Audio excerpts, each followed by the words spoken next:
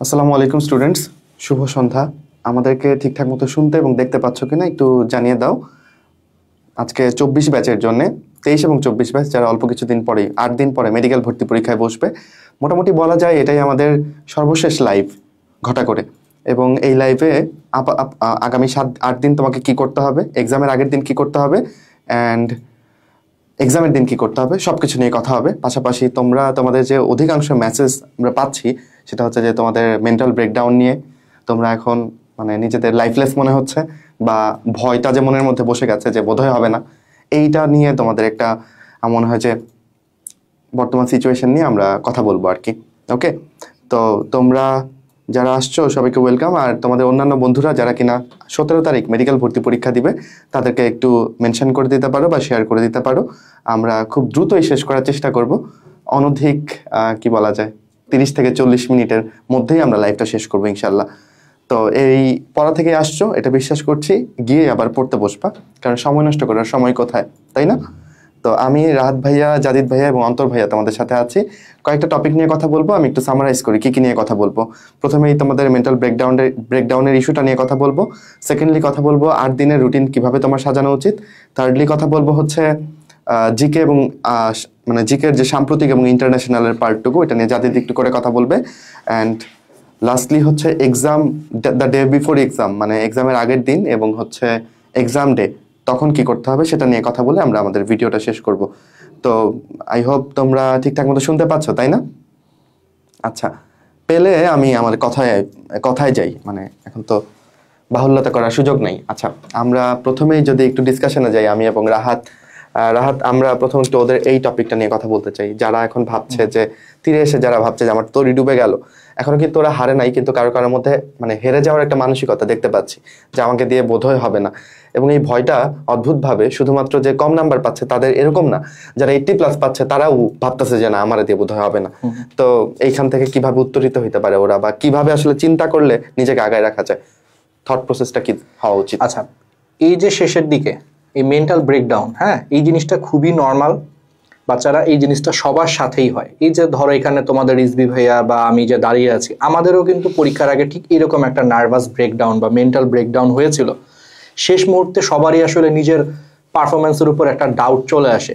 যেমন আমি শেষ 1 মাসে একটা পরীক্ষায় মনে করো 60 পেয়েছিলাম, বাকিগুলো আমি মোটামুটি 80-র ঘরে পেয়েছি। বাট স্টিল আমার কাছে মনে হয়েছে যদি আমি আসল পরীক্ষাতেও কোনো কারণে ওই 60 যদি পেয়ে বসি তাহলে তো আমার চান্স হবে না। এই ভয়টা কিন্তু সবার মধ্যেই থাকে। এই ভয়টাকে জয় করার জন্য সবচেয়ে উত্তম উপায় হচ্ছে নিজেকে নিয়ে যত বেশি পারা যায় পজিটিভ চিন্তা করা। কিরকম পজিটিভ চিন্তা? ভালো স্মৃতিগুলা মনে করা। আমি এভাবে পরে মনে করতাম যে আচ্ছা আমি এই মাসে 10টা পরীক্ষা দিছি, 10টা পরীক্ষার একটাতে খারাপ করছি, 9টায় ভালো করছি, তার মানে তো আমার ভালো করার চান্সটা কি বেশি। একটা খারাপ করছি তো অ্যাক্সিডেন্ট হইতেই পারে, অ্যাক্সিডেন্ট তো আর প্রত্যেক দিন হয় না। তার মানে ওভারঅল যেহেতু আমি 90% পরীক্ষায় ভালো করছি, কথার কথা আমি নিজেকে এইভাবে বুঝাইতাম যে আমি হচ্ছে আসল পরীক্ষাতেও খুব ভালো করবো। এটা হচ্ছে ফার্স্ট একটা চিন্তা করতে পারো। সেকেন্ড জিনিসটা হচ্ছে তুমি যদি এই মুহূর্তে তোমার মেডিকেল অ্যাসপিরেন্ট যারা বন্ধু বান্ধব আছে তাদেরকে যদি কোনো কারণে যোগাযোগ করো, তাদের সাথে হাই হ্যালো যদি করো, দেখবে সবারই সেম অবস্থা। তো এতে করে তখন তোমার মনে হবে যে এই প্রবলেমটা তো আমার একার না, তার মানে সারা বাংলাদেশে এই যে 1,29,000 বা 1,30,000-35,000 যে পরীক্ষা দিবে সবারই কিন্তু সেম অবস্থা। তো এতে করেও তখন কি হয়েছে, মানে এইভাবে আমিও চিন্তা করছিলাম আমার সময় যে সবারই তো সেম অবস্থা। তখন চিন্তা করছি না, তাহলে যেহেতু সবারই সেম অবস্থা, এর মধ্যে যেই একটু মানসিকভাবে স্ট্রং থাকতে পারবে শেষ মুহূর্ত পর্যন্ত তারই কিন্তু চান্স হয়ে যাবে। তো তখন আমি এটাকেই কাজে লাগাইছি যে বাকি সবাই একটু ব্রেকডাউন, আমিও ব্রেকডাউনে ছিলাম, বাট এখন পরে চিন্তা করলাম যে সবারই একই অবস্থা, তাহলে আমি একটু স্ট্রং থাকি মেন্টালি, তাইলেই মনে হয় চান্স হয়ে যাবে। আর 3 নম্বর জিনিসটা হচ্ছে আমার যেখানে সিট পড়ছে, এটা মনে হয় আমি আগেও একটা ছোট্ট ভিডিওতেও বলছিলাম যে সেখানে পরীক্ষার হলে যে দেখি বা পরীক্ষার দিন বা পরীক্ষার কয়েকদিন আগেই তো জানা যায় কার সিট কোথায় পড়ছে আর কি, মোটামুটি জানা যায়। তো শুনলাম যে মোটামুটি আমার পরিচিত অনেক বন্ধু বান্ধবেরই একই জায়গায় সিট পড়ছে। তো এতে করে আমি নিজেরা বুঝাইলাম যে তাহলে পরিচিত বন্ধু বান্ধব যেহেতু একসাথে পরীক্ষা দিব, তার মানে এটা আসলে পরিচিত পরীক্ষাই, তো পরিচিত পরীক্ষার মতোই মনে হচ্ছে, অপরিচিত মনে হয় নাই, বুঝছো? আর আরেকটা 4 নম্বর যে জিনিসটা সেটা হচ্ছে তোমার প্রশ্ন সলভ করার যে অ্যাবিলিটিটা। আমি শেষের দিকে দেখতেছি যে হ্যাঁ মোটামুটি বেসিক যে প্রশ্নগুলো আছে এগুলো আমি সলভ করতে পারতেছি একটা চ্যাপ্টার থেকে। তো এইগুলো দেখে আমি মোটামুটি বুঝতে পারছি যে না, হ্যাঁ বেসিক প্রশ্ন পারি এখন। হ্যাঁ খুব কঠিন প্রশ্ন 2-1টা ভুল করতেছি, বাট বেসিক যেমন মানুষের হৃৎপিণ্ড কয় প্রকোষ্ঠ এগুলো তো পারতেছি। বা ধরো কথার কথা ব্যতিক্রমী সরীসৃপ কোনটা হৃৎপিণ্ডের প্রকোষ্ঠের দিক থেকে, কুমির, দেখলাম যে এই সমস্ত বেসিক প্রশ্ন পারতেছি, তখন ধরে নিলাম যে না অবস্থা অত খারাপও না, আল্লাহ ভরসা ভালোই হবে। এইভাবে পজিটিভ চিন্তা করো যত পারো, তাহলে দেখবা যে তোমার মেন্টাল ব্রেকডাউনটা কমে যাবে। এবং এইভাবে চিন্তা করবা যে সবারই সেম অবস্থা, আমি যদি একটু স্ট্রং থাকতে পারি আমি কিন্তু আগে যাবো। একটু নিজেকে নিয়ে এইভাবে চিন্তা করতে পারো তোমরা। রিজবি, তোর কি মনে হয়? আমার মনে হয় যে তুই খুব ভালো একটা ইনসাইট শেয়ার করেছিস। আমার খুব কষ্ট লাগে, আমি ওই দিন রাস্তায় হাঁটতে গিয়ে একজনের সাথে দেখা হয়েছে, ও জিজ্ঞেস করতেছে আমাকে যে ভাইয়া আপনাদের সেকেন্ড টাইম ব্যাচ কবে আসবে। ওর জন্য আমার এত মায়া হলো, এত কষ্ট হলো, মানে ও অলরেডি হাল ছেড়ে দিয়েছে। আমি বললাম তুমি কত করে পাচ্ছ? ও বলতেছে ভাই 60 পাই, মাঝে মধ্যে 60 থেকে নেমেও যায়। আমি ওকে বললাম যে আসলে দেখো, তুমি তো এমনও হতে পারে যে তোমার বেস্ট পরীক্ষাটা তুমি তোমার মেডিকেল ভর্তি পরীক্ষার দিনই দিবা, তুমি তো 0 পাচ্ছ না, তুমি 60 পাচ্ছ, মানে তুমি অবশ্যই জানো তাই বলে 60 পাচ্ছ, তাই না? তো মেডিকেল ভর্তি পরীক্ষার দিনটা যদি তোমার ফরে থাকে, তোমার পক্ষে থাকে, এমনও তো হতে পারে যে তুমি চান্স পেয়ে গেলা। তাহলে হারার আগে যদি আমরা হেরে যাই, তাহলে তো এই জীবনের খালি এই স্টেপে তুমি নিজেকে বঞ্চিত করছো এরকম না, আপকামিং আরো অনেক জীবন পড়ে আছে। তোমার এই মেন্টালিটি দেখবা তোমার মাঝখানে থেকে যাচ্ছে। তুমি জানো, আমি জাস্ট তোমাকে একটা কথা বলি, আমাদের জীবনে ধরো আমি অ্যাডমিশন টেস্টের পরের জীবনটুকুর কথা যদি বলি, আমার মেডিকেলে পড়াশোনা এবং আদার্স এভরিথিং, এইখানে কি আমাদের কোনো টাফ টাইম আসে না? আসে তো, অনেক জায়গাতেই টাফ টাইম আসে। তখন আমরা মোটিভেশন কোত্থেকে খুঁজে নেই? আমি কি তখন ইউটিউবে সার্চ করি যে how to keep myself motivated? তখন আমি আমার নিজের জীবন থেকে মোটিভেশন নেই, যে এক সময় আমি এই ব্রেকডাউনে ছিলাম, আমার মনে হয়তো আমি কোথাও চান্স পাবো না, সেখান থেকে আমি ডিএমসিতে যেহেতু চান্স পেয়েছি, তাহলে আমি এই সিচুয়েশনে উঠতে যেতে পারবো। মেডিকেল অ্যাডমিশন টেস্টের মতো একটা বাজে সিচুয়েশন পেরিয়ে আমি যেহেতু চান্স পাইতে পারছি, সুতরাং মেডিকেল কলেজের পরীক্ষা কোনো ইস্যু না। লাইফে যতই অঘটন ঘটুক, নতুন সিচুয়েশন আসুক, এটা কোনো ব্যাপার না। তাহলে আমি সৃষ্টিকর্তার কাছে গ্রেটফুল এই কারণে যে আমি ওই সময়টা সাফল্যের সাথে পাড়ি দিতে পারছিলাম। তো তোমাদের এই যে মেডিকেলে চান্স পাওয়াটা বা এই সময়টা হ্যান্ডেল করাটা, এটা যে খালি এখনকার জন্য ইম্পর্টেন্ট এটা না, এটা তোমার আপকামিং পুরো জীবনের জন্য ইম্পর্টেন্ট। ঠিক আছে? চান্স পাও না পাও, কিন্তু টাইমটাকে হ্যান্ডেল করো স্ট্রংলি। হ্যাঁ, তুমি বারবার নিজেকে বলবা যে you are a strong personality, তুমি অল্পতে দমে যাওয়ার মানুষ না। তুমি একদম, আমি কিরকম টাইপের বাংলাদেশের ক্রিকেট সাপোর্টার জানো? যেই খেলা একদম নিশ্চিতভাবে বাংলাদেশ হেরে গেছে, সেই খেলার দিকেও তাকাই থাকি যে যদি কোনো একটা মিরাকেল ঘটে, এবং মিরাকেল মাঝে মধ্যে ঘটে না। মাহমুদুল্লাহ যে শ্রীলঙ্কার সাথে একটা ছক্কা মেরে দিল 2 বলে 5 লাগতো, ঘটে না কিছু কিছু মিরাকেল? তো এরকম তোমার ক্ষেত্রে ঘটতে পারে। হ্যাঁ, কার ক্ষেত্রে মিরাকেল ঘটবে না? যে হচ্ছে এখন 20 পায় 25 পায়, এর ক্ষেত্রে মিরাকেল ঘটবে না। কিন্তু তুমি যদি 55 60 65 পায়ে থাকো, তোমার ক্ষেত্রে ঘটার সম্ভাবনা যথেষ্ট প্রবল। তুমি কেন হাল ছেড়ে দিচ্ছ? কেন হারার আগে হেরে যাচ্ছ? কেমন বয়েজ অ্যান্ড গার্লস? ঠিক আছে, আচ্ছা, তো আমরা একটু নেক্সট টপিকটাতে যাই। রাহাত, আমার মনে হয় যে ওরা নতুন করে ভাববে। আমি বিশ্বাস করি যে তুমি যেটা ভাবছো সেটাই তুমি। তুমি কি খাচ্ছ, কি পড়ছো, কি তোমাকে দেখতে কেমন, এটা তুমি না। তুমি যা ভাবছো, তোমার মানসিকতা যা, সেটাই তুমি। তো নিজেকে ডিফাইন করার সুযোগ তোমার নিজের। রাহাত, আজকে ইউটিউবে একটা ভিডিও অবশ্য তুই আপলোড করেছিস যে লাস্ট 10 দিনের, একটু আগে শুট করা বলে 10 দিনের পড়াশোনা, এখন হাতে 8টা দিন আছে। শেষ দিন তো অবশ্যই ওরা কোনো কিছু পড়বে না।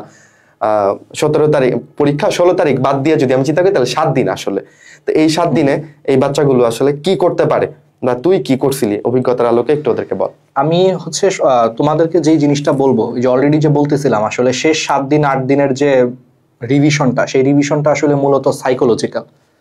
শেষ 7-8 দিন আসলে নিজের সাথে নিজেকে যুদ্ধ করতে হয়, মেন্টালিটির সাথে যুদ্ধ করতে হয়। এই যে দুশ্চিন্তা, হতাশা, ডিপ্রেশন, মেন্টাল ব্রেকডাউন, এইগুলোর সাথে ফাইট করতে করতেই আসলে তোমার মূলত শেষ 7-8 দিন চলে যাবে। তো প্রথম কথা, রিজবি যেটা বলছে, আমি ওইটাকে আরেকটু এক্সটেন্ড করে যদি বলি, অতীত কোনো অভিজ্ঞতা তোমার নিজের জীবন থেকে, যেটা তুমি মনে করো যে ভালোভাবে উতরে গেছো বা তুমি ভালোভাবে হ্যান্ডেল করছো, সেখান থেকে ইন্সপাইরেশন খুঁজো, পজিটিভ থাকো। এটা হচ্ছে শেষ 7-8 দিন রিভিশন দেওয়ার থেকেও সবচেয়ে বেশি গুরুত্বপূর্ণ। দেন অল্প অল্প একটু পড়াশোনাও করতে হবে। তো কি পড়বা? একদম নতুন কিছু পড়ার দরকার নাই শেষ 7-8 দিনে। তুমি সারা বছর যা পড়েছো সেগুলাই দেখো। তবে কোন জিনিসটা দেখবা বেশি, বা কোন জিনিসটা মূলত দেখবা, যেগুলা সারা বছর ভুল করছো। তুমি যে জিনিসটা পারো, ফ্লুইড মোজাইক মডেল কে আবিষ্কার করছে, এটা তুমি পারো, তুমি এটা না পড়লেও তুমি মেডিকেল পরীক্ষা দেখাইতে পারবা। এইগুলা দেখে তুমি এখন সময় নষ্ট করো না। তুমি পারো না কোনটা, এই অধ্যায়ের দেখবা শেষের দিকে জেনেটিক কোডনটাই তোমার একটু প্রবলেম থাকতে পারে। ট্রান্সক্রিপশন ট্রান্সলেশনের প্রয়োজনীয় এনজাইমগুলোর নাম তুমি ভুলে যেতে পারো। হেলিকেজ এনজাইম কি কাজ করে এটা তুমি ভুলে যেতে পারো। অর্থাৎ সারা বছর তুমি যে জিনিসগুলো ভুল করো সেগুলাই শুধু এখন ভালো মতো দেখবা। এবং এই যে প্রতিদিন পারলে 1-2টা করে হচ্ছে মডেল টেস্ট দিবা। এই যে মডেল টেস্টগুলোতেও তুমি র্যান্ডমলি যে বিভিন্ন ভুল করবা, সেই ভুল হয়ে যাওয়া টপিকগুলাই দেখবা। অর্থাৎ সোজা কথা, যত পারো ভুল হয়ে যাওয়া টপিকগুলাই হচ্ছে পড়বা। সাথে জিকে ইংলিশ, এই জিকে ইংলিশ এখন তোমার আর নতুন করে পড়ার বদলে তোমার সবচেয়ে ইম্পর্টেন্ট যেটা, বা আমি নিজে যেভাবে পড়ছি, প্র্যাকটিস করছি শেষ দিকে এসে শুধু প্র্যাকটিস আর প্র্যাকটিস। তুমি বিসিএস প্রশ্ন, মেডিকেল প্রশ্ন, ডেন্টাল প্রশ্ন, চাকরির প্রশ্ন র্যান্ডমলি দেখো। এখন আর কোনো সিরিয়াল করার দরকার নেই যে আমার এটা দেখতেই হবে, না। তোমার মন চাইছে আমি একটু রাইট ফর্ম অফ ভার্বসের 50টা প্রশ্ন প্র্যাকটিস করি, সলভ করি, করতে যে যেটা ভুল করবো এটা আবার একটু রুলসটা দেখে নিবা, ভালো মতো দেখে কারেকশন করে ফেলবা, শেষ। এটাই তোমার করণীয়, বুঝতে পারছো? জিকেও সেম, প্র্যাকটিস, প্রশ্নগুলো একটু পরীক্ষা দিই। বিসিএস এ দেখি যে আন্তর্জাতিক থেকে গত 5টা বিসিএস এ কি প্রশ্ন আসে, একটু প্র্যাকটিস করি, দেখি পারি কিনা, না পারলে একটু অ্যান্সারটা দেখে নিই। এগুলাই তুমি শেষ 7-8 দিনের জন্য দরকার। নতুন করে কিছু পড়তে যায় না যে ভাই সারা বছর আমি হাজারি স্যারের বই পড়ছি, শেষের দিকে যাতে মাথায় ভূত চলে না আসে, যে শেষের দিকে তোমার মাথায় হলো যে হুট করে মনে হলো কবি স্যারের বই থেকে আমি জৈব রসায়নের এখন চ্যাপ্টারটা পড়া শুরু করি, না, এগুলা করো না, ঠিক আছে? সারা বছর যা পড়ছো সেগুলাই পড়ো, নতুন করে প্রেশার নেওয়ার কিছু নাই। আর যেই টপিকগুলো বেশি প্রেশার হয়ে যায়, থাকতে পারে যে 2-1টা টপিক অনেক বেশি অতিরিক্ত চাপ মনে হচ্ছে, সেটা তুমি স্কিপ করো। যেমন আমি কি করছিলাম, আমি হচ্ছে শেষের দিকে আমি সিনোনিম অ্যান্টোনিম আর পড়ি নাই, কারণ আমি দেখছি এগুলো আসলে আলটিমেটলি প্রেশার, পড়ে লাভ নাই, মাথায় চাপ সৃষ্টি করতেছে এবং একটা কনফিডেন্স নামিয়ে দিচ্ছে। তো আমি চিন্তা করলাম যে সর্বোচ্চ প্রশ্ন আসলে 1টা বা 2টা আসবে, যদি না পারি 1টা-2টা প্রশ্নের জন্য আশা করতেছি চান্স মিস হবে না, বাকিগুলো তো আমার মোটামুটি ভালো প্রিপারেশন আছে। নিজেকেই বুস্টটা দিয়ে আমি সিনোনিম অ্যান্টোনিম একদম ছেড়ে দিয়েছিলাম শেষ 7-8 দিনে। তো তোমাদের মধ্যে অনেকেই থাকতে পারো যে এরকম বিভিন্ন টপিক খুবই প্রেশার লাগতেছে, আর ভালো লাগতেছে না, তুমি ছেড়ে দাও, 1-2 মার্কস যদি প্রশ্ন আসে ছেড়ে দাও, যদি খুব বেশি প্রেশার লাগে অন্যগুলোতে ফোকাস করো, ঠিক আছে? ওকে, আমি একটু অ্যাড করি রাত তোর সাথে। কেউ প্রশ্ন করেছো ভাই আমার সমন্বয় এখানে সমস্যা, হরমোনগুলো সমস্যা, এক্সট্রা ইনফোর সমস্যা। বাচ্চারা দেখো সমস্যাটাকে ডিটেক্ট করে, এটা সলভ করা পসিবল নাকি তোমার পক্ষে টোটালি ইম্পসিবল। এখন সমন্বয় চ্যাপ্টারটাকে তুমি যদি একদম কোর থেকে পড়তে চাও, এটা কিন্তু সময় নেয়, তাই না? তো সমন্বয় যদি তুমি আগে ভালো মতন পড়ে না থাকো, যে জায়গাগুলো সমস্যা, হরমোনের মধ্যেও তো তুমি যদি একটা ক্লাস করো তুমি আইডিয়া পাবা যে কোন হরমোনটা বেশি ইম্পর্টেন্ট, কোনটা একটু কম ইম্পর্টেন্ট, বুঝো নাই? তো যেই হরমোন, যেমন ধরো আমি যদি বলি যে থাইরয়েড স্টিমুলেটিং হরমোন, এটা কোথা থেকে খরিত হয়, এটা যে অগ্রপিটুইটারি, এটা তোমার পারা উচিত, এটা একটা ইম্পর্টেন্ট হরমোন, বুঝছো? আবার ধরো আমি তোমাকে যে বলি হিউম্যান কোরিওনিক গনাডোট্রপিন হরমোন, যেটা অমরা থেকে আসে, এইটা তুলনামূলক একটু কঠিন হরমোন, মানে তুমি একটু সিলেক্টিভ ভাবে আগাও যে কোনটার কাজ আমি পড়বো, কোনটার পড়বো না, যেগুলো ইম্পর্টেন্ট, যেগুলো সহজ, যেগুলা প্রথমবারই মনে চলে আসে, যেগুলো সবাই পারে, ওইগুলো আমি দেখে যাই। এখন সমন্বয় চ্যাপ্টার তুমি ওভারভিউ করতে চাইলে লাইটলি ওভারভিউ করো, খুব ডিপে যায়ও না, সিলেক্টিভলি পড়ো, রিস্ক নাও, কিছু করার নাই, কিছু না পড়ার থেকে রিস্ক নিয়ে অল্প পড়া বেটার, বুঝছো? তো ভাই এটাই আসলে পুরো সময় জুড়ে বললো যে নতুন করে জ্ঞানী হওয়ার এখন আর সুযোগ নাই। 7 দিনে ড্রাস্টিক্যালি আমি আমার অবস্থান একদম তুঙ্গে তুলে ফেলবো কিছু একটা করে, এটা সুযোগ নাই, ব্যালেন্স করে আগাইতে হবে। এখন ব্যালেন্সের মধ্যে রাহাত ভাই একটা কথা বলছে যে পারলে 1-2টা পরীক্ষা দাও, আমি এটা তোমারে বলবো পারলে না তুমি অবশ্যই দাও, হ্যাঁ, রেগুলার 1-2টা ইভেন 3টা পারলে পরীক্ষা দাও। এখন তোমার পরীক্ষা দেওয়া কাজ, দিনকে তুমি 2টা ভাগে ভাগ করে নাও, একটা ভাগ তোমার পরীক্ষা এবং সলভের জন্য, আরেকটা ভাগ তোমার রিভিশনের জন্য। এবার রিভিশনের ব্যাপারে দেখো, রিভিশনের জিনিসটা আসলে কাজ করে টোটালি কে কিভাবে ভাবছে, আবার ওই লাইন বলতে হয় যে তুমি আসলে সেই, তোমার মানসিকতা যা, তুমি আসলে সেই তুমি, তোমার মানসিকতা দিয়ে তোমাকে ডিফাইন করা যায়। কেউ পুরো বই রিভিশন দিয়ে ভাবতেছে হ্যাঁ তো পড়া শেষ হচ্ছে না, আমার তো রিভিশন শেষ হয়নি। আর আমি লাস্ট টাইমে কি করতাম রাহাত, বইগুলো সামনে নিয়ে বসতাম, একটা বইয়ের দিকে জাস্ট তাকাইতাম, 2-1টা চ্যাপ্টার উল্টাইতাম, বইটা এই পাশে রাখতাম, ভাবতাম আচ্ছা এই বই আমি রিভাইজ দিয়ে ফেলছি, আমি কিন্তু মেন্টালি আগাই গেলাম, আমি কিন্তু আমার চিন্তার দিক থেকে আগাই গেলাম, আচ্ছা এই বই আমি পড়ে ফেলছি। যদিও মাত্র 2 ঘন্টায় 3-4টা চ্যাপ্টারের 4-5টা টপিক একটু সিলেক্টিভলি উল্টায় আমি, আচ্ছা আমি তো বাকিগুলো পারি, যেগুলো পারতাম না ওইগুলো দেখে ফেলছি, তার মানে একবার রিভিশন শেষ। লাস্টের দিকে এসে আমি পার্সোনালি এগুলা করছি, সবার ক্ষেত্রে ওয়ার্ক করবে কিনা জানি না, আমি নিজেকে আপগ্রেড করতাম, মানে নিজের মেন্টালিটি দিয়ে নিজে আগায় থাকতাম যে আচ্ছা আমি শেষ করছি, ওকে আমার যেটা দায়িত্ব ছিল এটা আমি করছি। আর কেউ কেউ আছে একদম ফাটায়া পড়েও ভাবতেছে না আমি পড়ি নাই, আমার দিয়ে হয় নাই। তো এইগুলো চিন্তা দিয়ে আসলে তোমার রেজাল্ট ভালো হবে না, বুঝছো? পজিটিভ চিন্তা করতে হবে।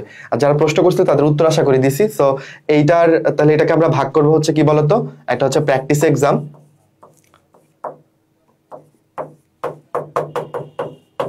সেটা সি লেখা উচিত, নাউন দেওয়া উচিত মনে হয় নাকি, এক্সাম, আচ্ছা বানান টানার অবস্থা খারাপ। প্র্যাকটিস এক্সাম দিবা, দিনে 2টা থেকে 3টা দেওয়ার চেষ্টা করবা, না পারলে অন্তত 1টা দিবা, ভুলগুলো নিয়ে কাজ করবা। আর হচ্ছে রিভিশন, ওই রিভিশন হবে খুব সিলেক্টিভ, সবকিছু পড়তে যাবা না, ওকে? তাহলে এটা ডান।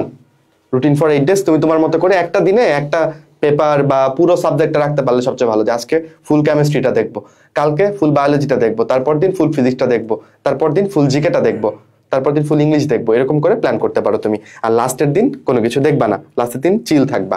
আচ্ছা জাদিদ তুই একটু যদি আসতি, ইন্টারন্যাশনাল এবং সাম্প্রতিক নিয়ে তোমরা খুব দুশ্চিন্তাগ্রস্ত, এইটা একটু জাদিদ ভাই, জাদিদ আচ্ছা রাতের মাইকটা ফ্রি ছিল নাকি? না, আচ্ছা ঠিক আছে? আচ্ছা, তো এটা একটা তোমাদের একটা বার্নিং কোশ্চেন যে ইন্টারন্যাশনাল নিয়ে কি করব। হ্যাঁ, তো এটার একমাত্র সলিউশন হচ্ছে 11 তারিখ রাত 9টায়। ওই দিন আমি দাঁড়াবো এখানে তোমাদের সামনে এবং একটা পিডিএফ ধরাই দিব। হ্যাঁ, এবং ওই পিডিএফটা পড়লে আশা করি হয়ে যাবে সব কিছু। হ্যাঁ, আমরা একদম কম্প্যাক্ট একটা পিডিএফ বানাচ্ছি এবং ওখানে হচ্ছে যা লাগবে তুমি যতটুকু তোমার লাগবে এবং মোটামুটি যা পরীক্ষাতে আসার একটা চান্স আছে সেটা আমরা দিব। কারণ এটা আসলে বলা যায় না যে কোন জায়গা থেকে আসবে, বাট আগের প্রশ্নগুলো দেখে এবং মোটামুটি যে প্রশ্নগুলো আসার সম্ভাবনা আছে আমরা ওইটাই তোমাদেরকে প্রোভাইড করব। তো এটা নিয়ে টেনশন করিও না, কারণ এটা যদি কঠিন হয় সবার জন্য কঠিন হবে, আর এটা যদি সহজ হয় সবাই পারবা। আর একটা যেটা ম্যাজিক হিসাবে কাজ করে সেটা হচ্ছে আগের বছরের বিসিএস এর প্রশ্নগুলা সবগুলা, ডিইউ এর প্রশ্নগুলা, মেডিকেল এবং হচ্ছে ডেন্টালের প্রশ্নগুলা। হ্যাঁ, এই প্রশ্নগুলা পড়ে যাও, পাশাপাশি এতদিন সাদি ভাই যেগুলো পড়াইছে সে পিডিএফগুলো দেখতে থাকো। বিভিন্ন কোচিং থেকে বিভিন্ন জায়গা থেকে অনেক শিট পাইছো, অনেক পিডিএফ পাইছো, সেগুলো পড়তে থাকো। অনেকেই অনেক টপিকস বলছে, সেগুলো পড়তে থাকো, এগুলো থেকে আসবে। সেইটা নিয়ে টেনশন করে বাকি 90 নাম্বার, হ্যাঁ আমার হিসাব নাই, তাহলে কিন্তু সমস্যা। আগে 90 নাম্বার ক্লিয়ার করো, বাংলাদেশ অংশটুকু ক্লিয়ার করো, দেখবে 95 হয়ে গেছে।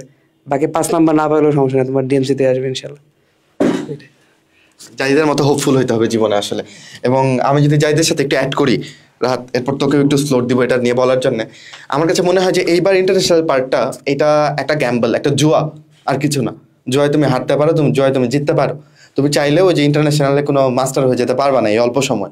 তাহলে কি সিলেক্টিভভাবে মানে আমি বলবো যে সাদির ক্লাসগুলো সেই হয়েছে। সাদি যে পিডিএফটা দিছে ওইগুলো তো ইয়ে পাবে না, ইউটিউবে ডেসক্রিপশনে পেয়ে যাবে না। ইউটিউবে যে ভিডিওগুলো আছে সাদি ভাইয়ার 3টা ক্লাসের, এটার নিচে ওইগুলোর তুমি ক্লাস স্লাইডও পেয়ে যাবা। আর না করে থাকলে একটু 11 তারিখ পর্যন্ত ওয়েট করো। জাদিদ ভাই আরও ফাইনালাইজ, মানে একদম আমাদের লাস্ট যে ফাইনাল যে পিডিএফ ওইটাও তোমাদের সাথে একটা ক্লাস করে ক্লাসের সাথে শেয়ার করবে। 11 তারিখ রাত 9টায় একটু ক্লাসের মধ্যে থাইকো, 40 থেকে 50 মিনিট, অনধিক 1 ঘন্টায় ক্লাসটা শেষ করিস জাদিদ। হ্যাঁ, এই আর কি। তো ওইটাই পড়ে যাও, ঠিক আছে? আর এটা নিয়ে প্যানিক করো না। তুমি পারতেছো না মানে কেউ পারতেছে না, এইভাবে চিন্তা করবা, ঠিক আছে?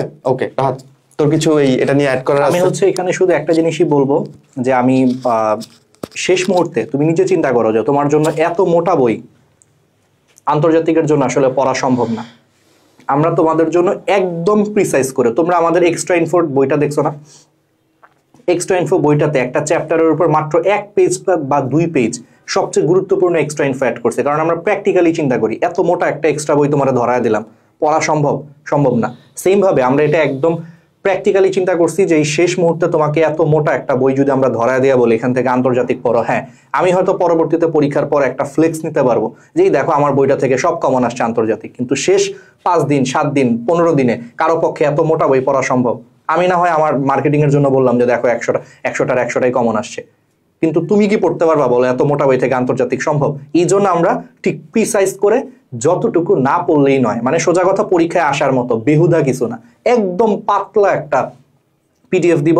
যদি পড়তে পারো অনেক ভালো, এইটুকু পড়ে যাও। যারা একদম চিন্তা করতেছো যে আন্তর্জাতিক টোটালি পড়বা না, তাদের জন্য অনুরোধ থাকবে এইটুকু ছোট্ট একটা পিডিএফ পড়তে মোটেও সময় লাগবে না, পড়ে ফেলো, খুবই জোস হবে। কারণ শেষ মুহূর্তে এত মোটা বই কারো পক্ষে পড়া সম্ভব না। প্র্যাকটিক্যালি চিন্তা করো, B practical in your life, ঠিক আছে? তো এরকম একটা ছোট্ট পিডিএফ দিব, ওইটা একটু দেখো শেষ মুহূর্তে, তাইলেই হবে।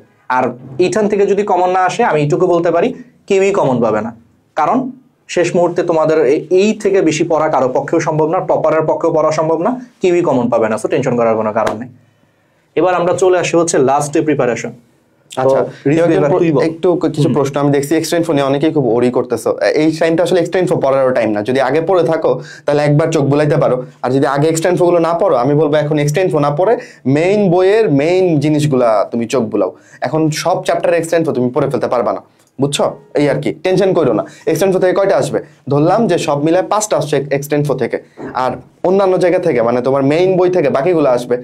তো তুমি ওই মেইনটা ছেড়ে এক্সটেন্ড পিছনে এখন আপাতত দৌড়ায় না, টাইমটা চলে গেছে, ওইটার চিন্তা তুমি মাথা থেকে সরাই দাও। আর যদি 2-1টা চ্যাপ্টারে তোমার বেশি সমস্যা থাকে, 2-1টা চ্যাপ্টারে তুমি বেশি ভুল করে থাকো, ডিটেক্ট করছো যে এই চ্যাপ্টার থেকে এক্সটেন্ড আসলে আমি বেশি ভুল করি, অন্যগুলোর এক্সটেন্ড তাও টুকটাক জানি, ওই 2-1টা তুমি এখন দেখে ফেলতে পারো, অল্প সংখ্যক হইলে। আমি বুঝাইতে পারছি? আচ্ছা, সব এক্সট্রা ইনফো এখন পড়তে যায় না। আচ্ছা, আমাদের ইংলিশ পুরাটা শেষ করে ফেলছে আমাদের বই থেকে, মাস্টার বই থেকে পড়তে যাচ্ছ সলভ করে, ঠিক আছে করো, কোনো সমস্যা না। আমি তো বললামই শেষ মুহূর্তে ইংলিশ যত পারো সলভ করো, যতটুকু তুমি পারো, যত সলভ করবা তোমার জন্য ডেফিনেটলি তত ভালো, ঠিক আছে? আমরা একটু এই টপিকে যাই, চল। আমরা একদম শেষে এসে যখন আমাদের কথা বলা শেষ হয়ে যাবে, আমরা বলবো যে আমাদের লাইফটা এখন আপাতত শেষ। তখন তোমরা যাদের মনে হবে আমরা উত্তর পেয়ে গেছি চলে যাবা, আমরা তাও আরো 10 মিনিট থাকলাম, তোমাদের কমেন্টের উত্তর তখন দিব, কেমন? তাহলে হচ্ছে অপ্রয়োজনীয় ভাবে অনেকের মানে দীর্ঘ সময় থাকতে হবে না লাইফে। আচ্ছা, এখন হাত পা ঠান্ডা হয়ে যাচ্ছে পোলাপানের পরীক্ষার দিনের কথা চিন্তা করলে, খুব স্বাভাবিক। আমরা যে মানুষ দাঁড়ায় আছি আমাদেরও ঠান্ডা হইতো, তাই না? একটা অদেখা পরিবেশ, না জানি কেমন হবে, এরকম একটা ভাবনা। কিন্তু আমি তোমাকে বলি, এইটা তুমি বোর্ড এক্সাম দিছো না তোমার এই বন্ধুদের সাথে, ওই রকমই মোটামুটি বাইরের পরিবেশটা মোটামুটি ওই রকমই, খালি আমরা নিজেরাই এটাকে অনেক মহিমান্বিত করে অনেক বেশি টেনশিত থাকি আর কি। সব মিলে একবার হলে বসে গেলে, পরীক্ষা শুরু করে দিলে আমি মনে করি যে আর তেমন প্যারার কিছু নাই। যাই হোক, রাহাতের কাছে যাই। একদম পরীক্ষার আগের দিন মানে 16 তারিখ ওদের কি করা উচিত, একদম সকাল থেকে নিয়ে তুই কি বলবি বা কিভাবে কি করা উচিত? আচ্ছা, প্রথম কথা হচ্ছে যে এই শেষ 7-8 দিনে তোমাদের সকাল সকাল ঘুম থেকে উঠার অভ্যাস করে ফেলা উচিত। কারণ ধরো সারা বছর অনেক ছাত্রছাত্রী থাকে যে রাত জেগে পড়ে, আমি নিজেও তোমাদের দলে ছিলাম, রাত জেগে পড়তাম, কিন্তু প্রবলেম হচ্ছে তোমার মূল পরীক্ষা কখন হবে? সকাল 10টায়। তো তুমি যদি সারা বছর রাত জেগে পড়ো আর সারা দিনের বেলা ঘুমাও, তাহলে তুমি পরীক্ষার আগে যদি অভ্যাসটাকে পরিবর্তন না করো, দেখবা পরীক্ষার হলে তোমার ঘুম ধরতেছে। কারণ তোমার তো বায়োলজিক্যাল ক্লক সেট করা, যে আমার তো দিনের বেলা আমি ঘুমাই, রাত্রে পড়ি। কথাটা কি বুঝছো? এই জন্য লাস্ট 7-8 দিনে সবাই সকাল সকাল উঠবা। আর তোমরা যাতে সকাল সকাল উঠে সুন্দর করে গুছিয়ে যাতে পরীক্ষা দিতে পারো, এই জন্য এই যে 10 তারিখ আমরা RTDS এর ওয়েবসাইটে আমরা ঠিক সকাল 10টা থেকে 11টায়, অর্থাৎ যেই শুক্রবার তোমার মেডিকেল পরীক্ষা হবে তার আগের শুক্রবার, অর্থাৎ এই 10 তারিখ শুক্রবার সকাল 10টা থেকে 11টা আমরা RTDS ওয়েবসাইটে পরীক্ষা রাখছি, জাস্ট তোমাদেরকে অভ্যাস করানোর জন্য যে ঠিক এর পরের শুক্রবারই তুমি সকাল 10টা থেকে 11টায় পরীক্ষা দিবা। তাহলে কেন না তুমি আগের শুক্রবারে তাহলে সকাল 10টা থেকে 11টায় পরীক্ষা দিয়ে একটা ছোট্ট অভ্যাস গড়ে তুলো, ঠিক আছে?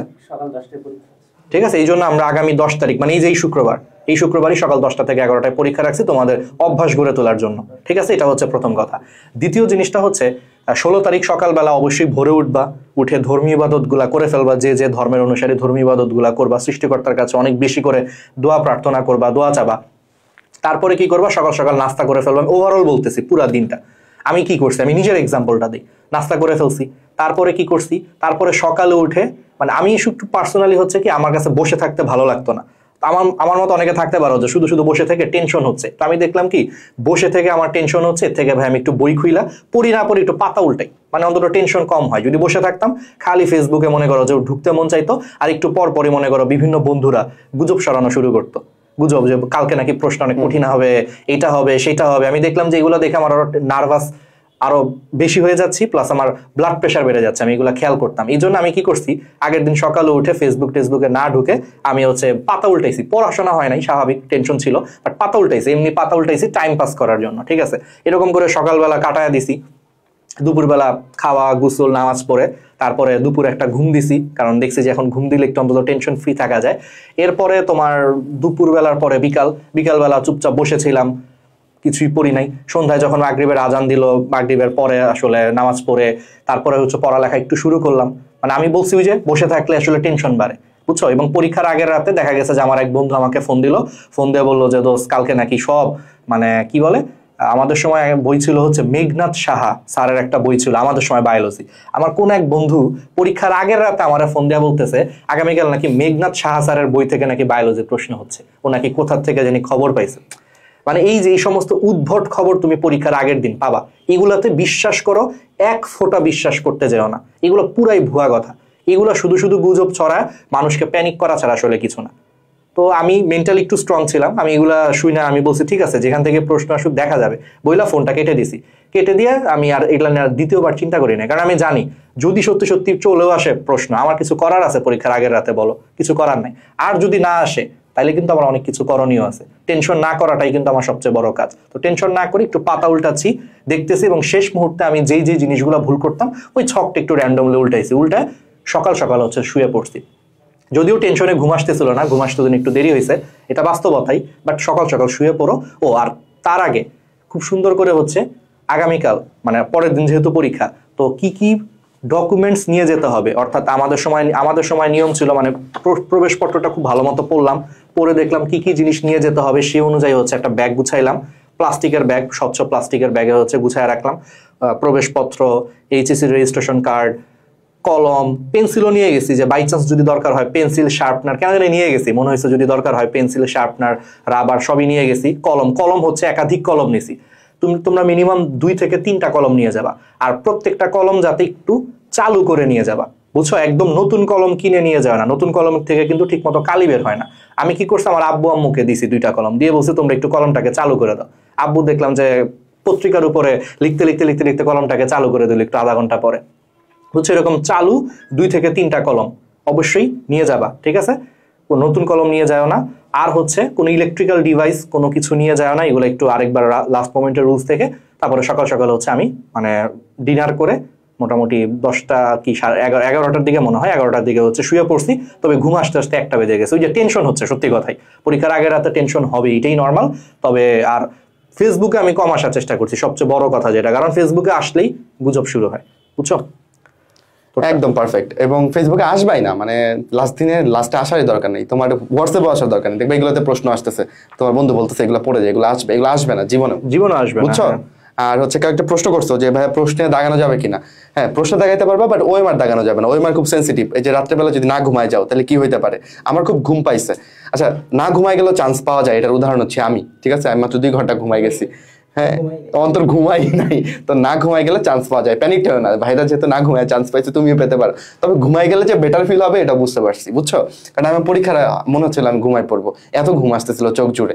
এখন ধরো এই ঘুমের ঠেলায় ধরো তুমি ওই মার দাগাইতে গিয়ে ওই মার দাগাইতে ঘুমায় একটা দাগ পড়ে গেল ওই মারের মধ্যে, তাহলে খুব ভয়ানক হবে আর কি।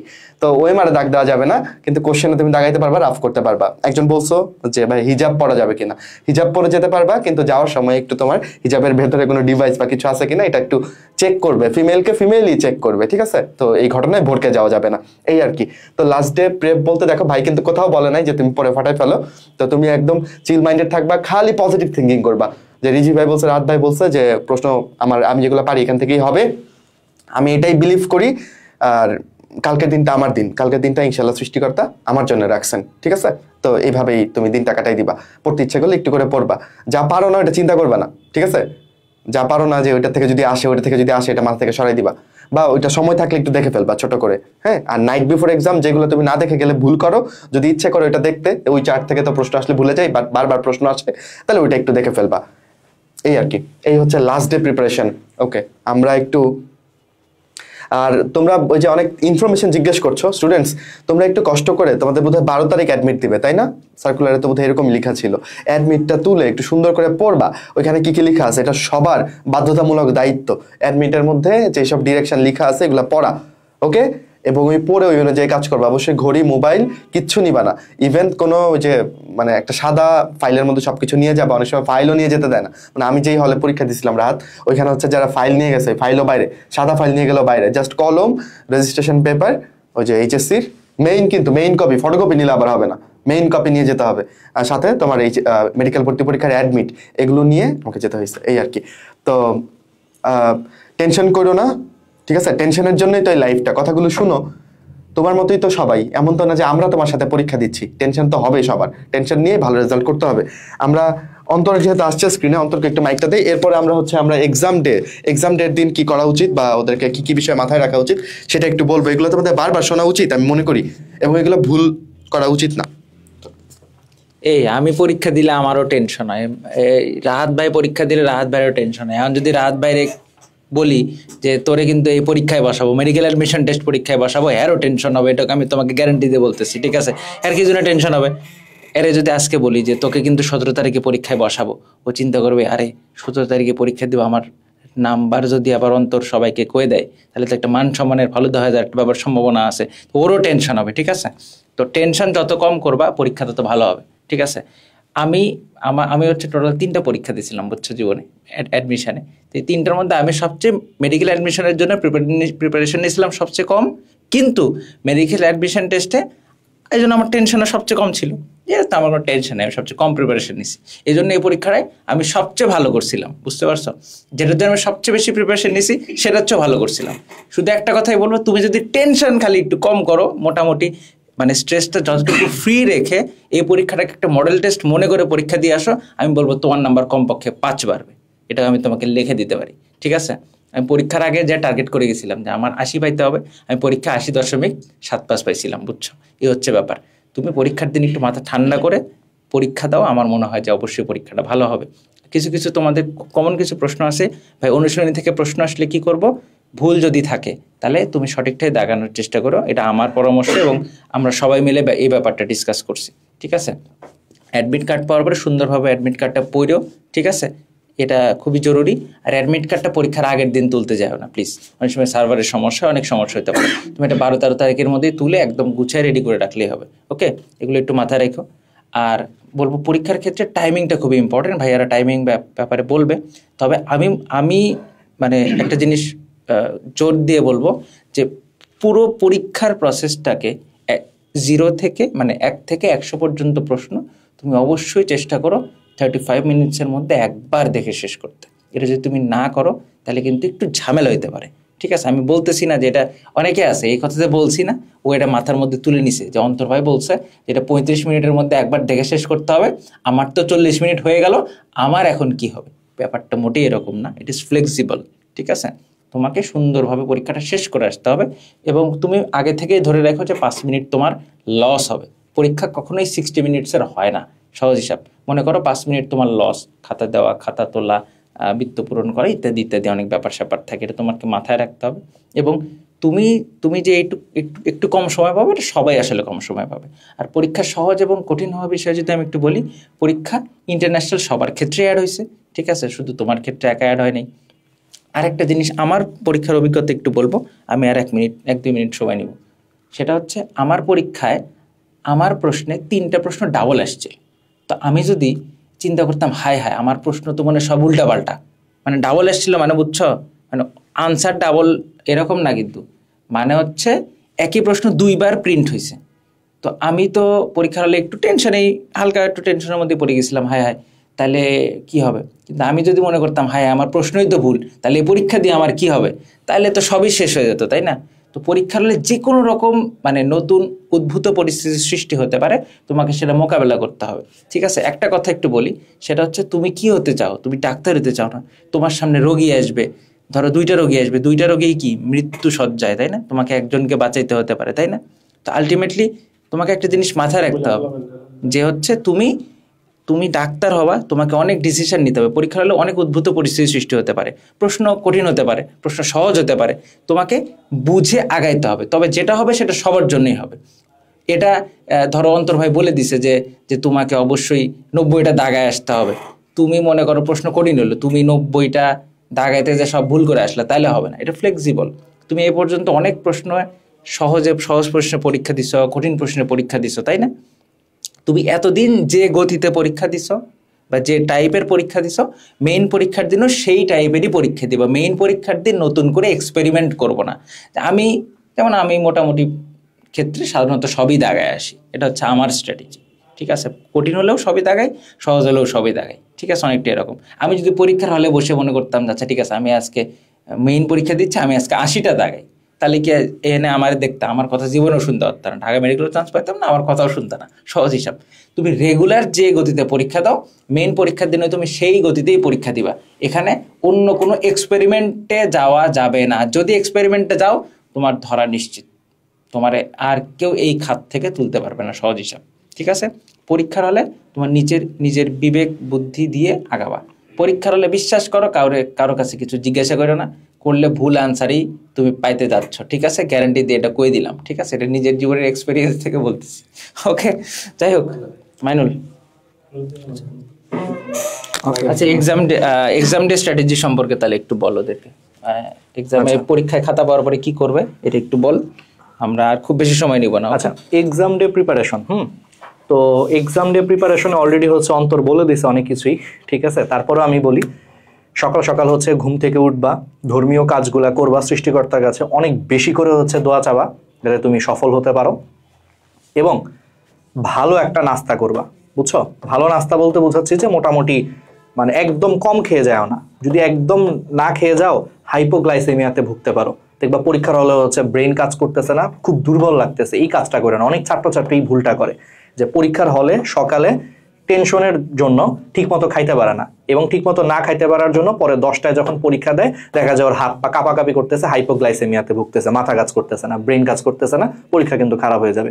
এই জন্য ভালো একটা নাস্তা করে বের হবা যাতে দুর্বলতা না থাকে, প্রথম কথা। দ্বিতীয় জিনিসটা হচ্ছে অলরেডি বলে ফেলছি, সকাল উঠবা, প্রে করবা, তারপরে হচ্ছে ব্রেকফাস্ট ভালো মতো করবা এবং সকাল সকাল বের হয়ে যাবা। কখনো এইভাবে চিন্তা করবা না যে কাটায় কাটায় 10টায় পরীক্ষা, এই 9টা 30-এ পৌঁছাইলে তো হয়েছে, বা আমার সেন্টার তো আমার বাসার থেকে একদম কাছে, 10 মিনিট লাগে, এই 9টা 20-এ বের হই না, এরকম হাতে একদম সময় না নিয়ে বের হবা না। সেন্টার কাছে হোক বা সেন্টার দূরে হোক, মিনিমাম এমনভাবে তুমি যাবা যাতে 1 থেকে 1.5 ঘন্টা আগে তুমি পৌঁছায় থাকতে পারো। অর্থাৎ তোমার পরীক্ষা যদি 10টায় হয়, এমনভাবে তুমি বের হবা যাতে 9টা বা 8:30টার মধ্যে তুমি সেন্টারের মধ্যে থাকতে পারো। এই টার্গেট করে যাও, কারণ পরীক্ষার হলে অনেক জ্যাম থাকবে, সারা বাংলাদেশ পরীক্ষা দিবে, জ্যাম থাকবে, অনেক রাস্তাঘাট কিন্তু বন্ধ থাকবে জ্যামের কারণে, অনেকটুকু রাস্তা হাঁটা লাগতে পারে। যেমন আমার নিজের এক্সপিরিয়েন্স থেকে যদি বলি, আমার সিট পড়ছিল হচ্ছে ঢাকা বিশ্ববিদ্যালয়ের কলা ভবনে, মানে আর্টস বিল্ডিং এ। তো আমাদের সময় হচ্ছে শাহবাগ থেকে শুরু করে শাহবাগের পরে রাস্তা আটকে দিছে, অর্থাৎ আমি শাহবাগ পর্যন্ত গাড়িতে এসে আমি ওখান থেকে নেমে আমার আব্বু আম্মু সহ হেঁটে হেঁটে পরে আর্টস বিল্ডিং কিন্তু আমার খুঁজতে হয়েছিল। তো ভালো একটা সময় চলে গেছে কিন্তু এখানে। এই জন্য আগে আগে বের হবা, এবং অবশ্যই বের হওয়ার সময় 2-3 বার করে নিজে তো চেক করবাই, তোমার আব্বু আম্মুকেও পারলে বলবা যে আমি কি কোনো জিনিস মিস করতেছি কিনা, নিতে কোনো কিছু ভুলে গেছি কিনা, অ্যাডমিট কার্ড, রেজিস্ট্রেশন কার্ড, খাতা, মানে কলম, পেন্সিল, যা যা নেওয়া দরকার 2-3 বার করে চেক করবা। বাবা মাকে দিয়েও দরকার পড়লে চেক করা, যাতে কোনোভাবেই ভুল না হয়। আর বই নিব কি নিব না সাথে যাওয়ার সময়, এটা আসলে ম্যান টু ম্যান ভ্যারি করে, পার্সন টু পার্সন। আমার ক্ষেত্রে যেটা হয়েছে যে আমি মানে হলের কাছাকাছি যে দেখছি যে সবাই পড়তেছে, আসলে এই সময় এটাও বাস্তবতা, সবাই বই নিয়ে থাকবে, পড়ুক না পড়ুক বই নিবে। আমার কাছে মনে হচ্ছে তাহলে আমিও সবার মতোই একটু বইটা নিয়ে অন্তত ঢং করি যে পড়তেছি কিছু একটা। বই নিয়ে গেলে ভালো রাহাত, এটলিস্ট সেটা হচ্ছে কি মানে আজে বাজে টেনশন থেকে মাথা দূরে থাকবে, বইটা পড়ো। এবং আরেকটা মজার জিনিস বলি, আমি পরীক্ষার হলে ঢুকার একটু আগে রুই মাছের ঠিক যেই চ্যাপ্টারটা, মানে যেই পেজটা পড়ছো, এখান থেকে একটা প্রশ্ন আসছিল। আমি ওটা যদি ইমিডিয়েটলি যদি আগে না দেখে যেতাম, আমি ভুল করে ফেলতাম, কারণ এটা একটু আনকমন প্রশ্ন আসছিল। বাট আমি ঠিক হলে ঢুকার ঠিক আগ মুহূর্তে ওই জিনিসটাই পড়ে ঢুকছি, দেখি যে ওইটাই চলে আসছে। তো এরকম 2-1টা হতেও কিন্তু পারে, ঠিক আছে? তো বই নিয়ে যাও, সমস্যা নাই। আর পরীক্ষার হলে ঢুকে এক্সাম স্ট্র্যাটেজিটা অলরেডি আমি একটু সুন্দর করে বলি, কারোর সাথে কথা বলবা না। আমি যেমন 10টায় পরীক্ষা, আমি 9টা15 বা 20-এর দিকে হলে ঢুকে গেছি, ঠিক আছে? 9টা15-20-এর মধ্যে হলে ঢুকে এই 40 মিনিট একদম চুপ ছিলাম, কারোর সাথে কোনো ধরনের হাই হ্যালো কিছুই করি নাই। কারণ এই সময় তুমি যদি বাকিদের সাথে যদি হাই হ্যালো করতে যাও, কি হবে জানো? মানুষজন ভাববে কি যে এই ছেলেটা বা এই মেয়েটা হচ্ছে একটু ফ্রেন্ডলি, আর যখনই তোমাকে একটু ফ্রেন্ডলি মনে করবে, ও দেখবা পরীক্ষার হলে তোমাকে ডিস্টার্ব করবে, আরে ও তো অনেক ফ্রেন্ডলি, কথাবার্তা ভালোই বলে, পরীক্ষার সময় তাহলে ওরা জিজ্ঞেস করবো, তাহলে মনে হয় অ্যান্সার বলে দিবে, দেখবে তোমার পরীক্ষা হলে ডিস্টার্ব করবে। আর তুমি যদি একটু গম্ভীর থাকো, একটু ভাবসাব নিয়ে থাকো, কারোর সাথে যদি কথা না বলো, ভাববে এ তো গম্ভীর, কেমন জানি, এরা জিজ্ঞেস করলে কোনোদিন অ্যান্সার বলবে না, তোমারে দেখবে এই জন্য সে ডিস্টার্ব করবে না। এটা আমার ক্ষেত্রে কাজ করছে। আমার সামনের ছেলে আমার বলতেছে, ভাই আপনার প্রিপারেশন কেমন? আমি বললাম মানে কোনো মতে আছে, কিছু একটা এমন ভাবে বলছি, ও সেকেন্ড আর আমার কোনো প্রশ্নই করে নাই, ও আর আমার ডিস্টার্বও করে নাই। পরে দেখলাম যে পুরো পরীক্ষার হলে ওই ছেলেটা সামনের ছেলেটারে ডিস্টার্ব করছে। এটা হচ্ছে বাস্তবতা, বাট আমাকে করে না, এটা আমার জন্য তো বেটার, তাই না? এই কাজ করবা। এবং পরীক্ষার হলে ঢুকার পর কখনোই পড়াশোনা রিলেটেড কোনো কিছু মনে করার চেষ্টা করবা না, প্লিজ। এইটা কইরো। আমি সারা জীবন যত পরীক্ষা দিছি, মেডিকেল অ্যাডমিশন, স্কুলের পরীক্ষা, কলেজের পরীক্ষা, বিসিএস পরীক্ষা, সারা জীবন যত পরীক্ষা দিছি, পরীক্ষার হলে ঢুকার পর আমি কখনো আর চিন্তা করি নাই ওইটার সূত্রটা যেন কি ছিল, জৈব রসায়নের ওই বিক্রিয়াটা যেন কি ছিল, চিন্তা করি না। কারণ এই সময় তুমি যদি চিন্তা করো আর একটা জিনিস যদি তুমি ভুলে যাও, তুমি নার্ভাস হয়ে যাবা।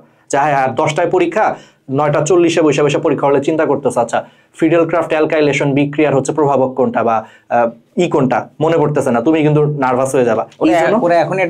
এখনই চিন্তা করতেছে।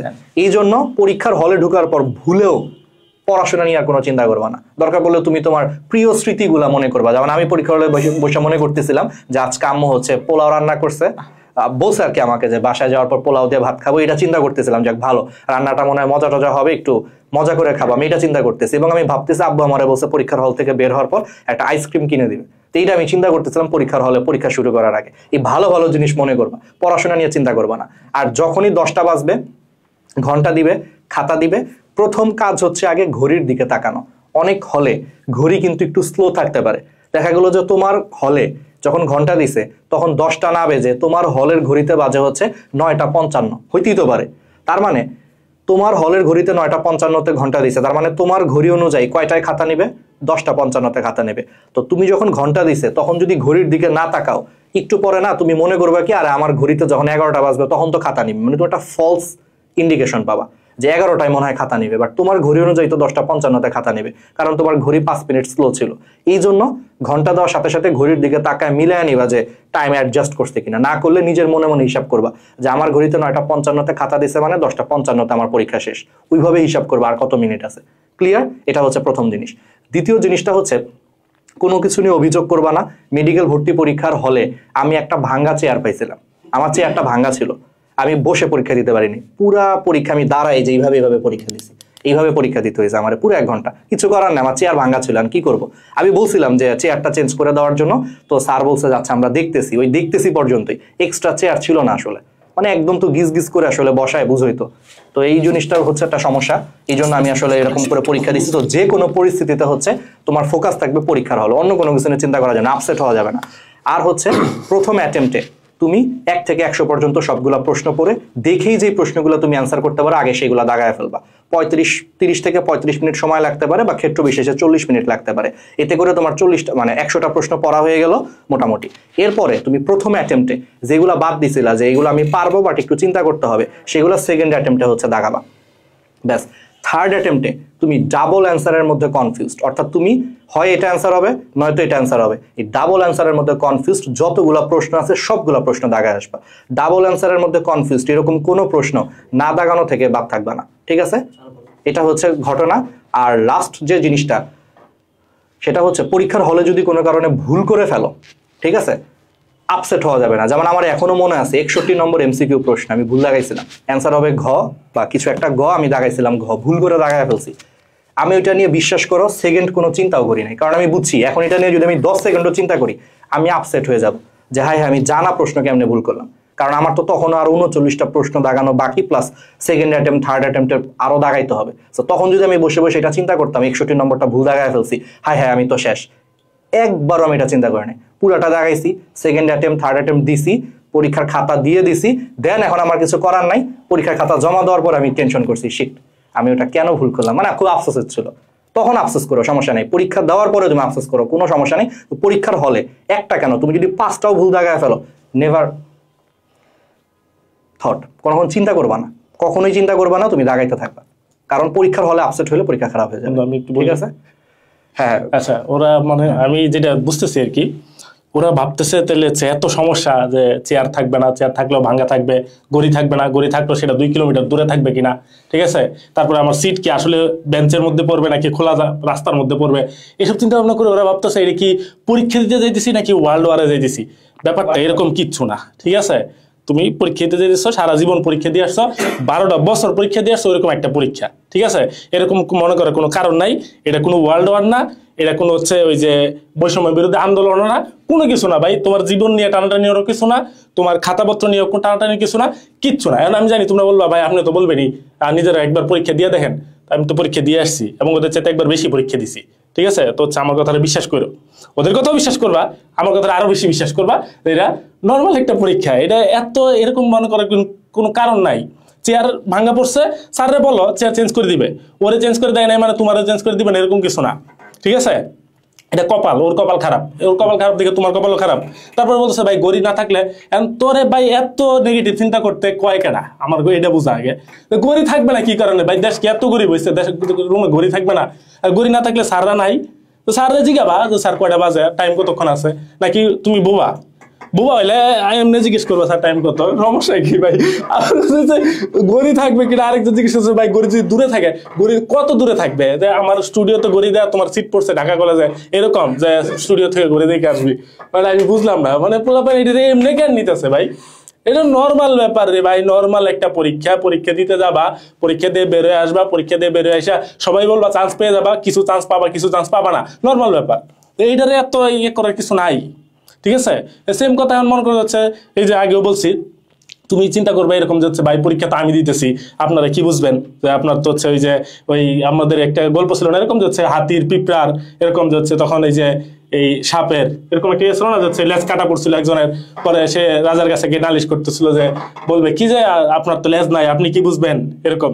তো লেজ তো আমার এক সময় ছিল, ঠিক আছে, সেই লেজ আমি 2বার কাটা দিয়ে আসছি, তারপরে সেই কথা বলতেছি। তো এটা নিয়ে এত টেনশন করার কিছু নাই, ঠিক আছে। নর্মাল যেরকম পরীক্ষা দাও এরকম ভাবে পরীক্ষা দিবা, বাকি কি নিতে পারবা কি নিতে পারবা না, ঠিক আছে, কি খেয়ে যেতে পারবা কি খেয়ে যেতে পারবা না, সবকিছু অ্যাডমিট কার্ডে দেওয়া থাকবে। তুমি যেদিন থেকে অ্যাডমিট কার্ড দিবে অ্যাডমিট কার্ড নিয়ে আসবা। তুমি কয়েকজন জিজ্ঞেস করতেছো ভাই এই কি বলে এটারে, যে গড়ি নিয়ে যাওয়া যাবে কিনা, ক্যালকুলেটর নিয়ে যাওয়া যাবে কিনা, এতদিন যদি পরে সেই সব জিজ্ঞেস করো, এটা হচ্ছে একটা নেগেটিভ ফ্যাক্টর, কিন্তু আমি এটা নিয়ে আসলে কিছু মনে করতেছি না। কিন্তু তাও তুমি হচ্ছে অ্যাডমিট কার্ড পাওয়ার পরে এই যে অন্তর সাহাবাই, তারপর হচ্ছে রাহাত, রিজভি অলরেডি বলছে যে অ্যাডমিট কার্ডটা তুমি আগে একটু পড়বা, কি নিতে পারবা কি নিতে পারবা না সব অ্যাডমিট কার্ডে দেওয়া আছে, তুমি এটা দেখলে এনাফ, ঠিক আছে, এটা মেইন কথা। ওকে, বলছে ইমোশন শেষ করে দিচ্ছে, আর ইমোশন দিয়ে তুই যদি মনে করে যাচ্ছে এরা সবাই কান্নাকাটি শুরু করে দিচ্ছে, আল্লাহ কি হবে, এইসব চিন্তা করলে তো বিপদ, কি দরকার আছে ভাই এইসব চিন্তা করে এত সিরিয়াস মুডে গিয়ে ইয়ে করে লাভ আছে? এখন একটা কথা হচ্ছে, সবাই বলবে টেনশন করো না, কেন টেনশন করবা না ভাই, এতবার একটা পরীক্ষা দিয়েছে, একটু টেনশন করো, মাঝে মধ্যে একটু টেনশন করবা, সমস্যা কি, একটু টেনশন করবা, টেনশন করে গিয়ে আবার পড়তে বসে যাবা। টেনশন করতে গিয়ে যদি হচ্ছে ফিট হয়ে পড়ে যাও, একটু পরে ঢাকা মেডিকেল কলেজে নিয়ে আসে আর হচ্ছে অন্তর ভাইকে কল দাও যাচ্ছে ভাই ইমার্জেন্সিতে আসছে একটু আসেন, তাইলে সমস্যা। কিন্তু এর আগ পর্যন্ত তুমি একটা মেডিকেল ভর্তি পরীক্ষা দিবা, তাহলে তো একটু টেনশন করবাই, এটা নর্মাল ব্যাপার রে ভাই। তুমি নর্মালি একটা ক্লাস টেস্ট পরীক্ষা দিতে বা আরটিডিএস এর পরীক্ষা থাকলেও তো একটু টেনশন করো না? তো সেই জায়গাতে মেডিকেল ভর্তি পরীক্ষা দিতে যাচ্ছ, একটু টেনশন করবা, বাস শেষ, এইটারে এক্সেস পর্যায়ে নিয়ে যাবা না আর কি। ওকে, আর বাকি স্ট্র্যাটেজিটা তো বাইরে এতক্ষণ বলছেই, সেগুলো তুমি ফলো করবা, এনাফ, ঠিক আছে। কিন্তু যে কথাগুলো বললো যে ওর একটা সমস্যা হয়েছে, আরেকজনের একটা সমস্যা হয়েছে, কিন্তু সব সমস্যা তোমার একজনের মধ্যে হয়ে যাবে এরকম মনে করার কোনো কারণ নেই, ঠিক আছে। এগুলো পজিটিভলি দেখো, তাহলে এনাফ, ঠিক আছে। রিজভি আর কিছু বলবি? আমি হচ্ছে ওদের ইমোশন আসলে শেষ করে দিচ্ছি মাঝখানে এসে। ওকে